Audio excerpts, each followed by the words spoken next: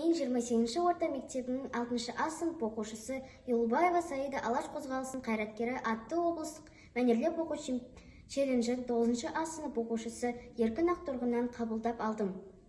Ахмет Байтұрсынұлы. Балалар, оқуға бар, жатпа қарап. Жуынып, киініңдер шапшанырақ. Шақырды тауық мана әлде қашан, қарап тұр терезеден күн жылтырлап. Адамда, ұшқан құста жүрген анда, жұмыссыз тек тұрған жоқ ешбір жанда. Кішкене қонызда жүріп, жүгін сүйреп, барады араларда ұшып балға. Күн ашық, тоғайлар шат ынжын орман, оянып, жан мақұлық түнде қонған. Шығады тоқылдақтың тоқ-тоқ дауысы, сайрағы сарғалықтың сарғылықтан.